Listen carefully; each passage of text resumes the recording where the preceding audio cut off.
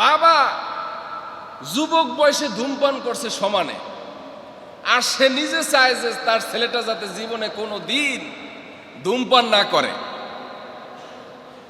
কথা কি বুঝে আসছে? আমার সাথে এক মুরব্বীর খুব ভালো সম্পর্ক, নামাজ কালামে একেবারে আলহামদুলিল্লাহ 100%।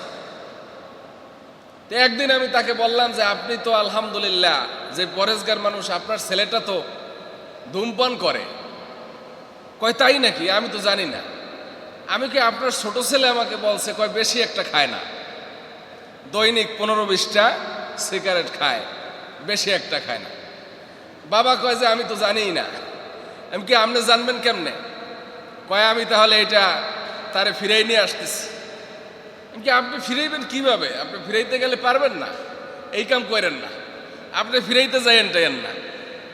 এখন আপনি আমার কাছে বলেন, আপনি কি যুবক বয়সে ধূমপান করছিলেন? কয় হুজুর তা তো আমি করছি। আমি কই কি পরিমাণ? কয় বেপরোয়া। আমি যে ধূমপান করছি তা তো প্রকাশ্যে ছিল, আমার ছেলেরা তো ধূমপান করতেছে, তা তো আমি নিজেই জানি না। তাহলে বোঝা গেল বাপ ভালো থেকে সন্তানকে যদি ভালো বানাতে চায় তাহলে পারবে। আত্মাকোয়া চ্যানেল, সত্যের সন্ধানে।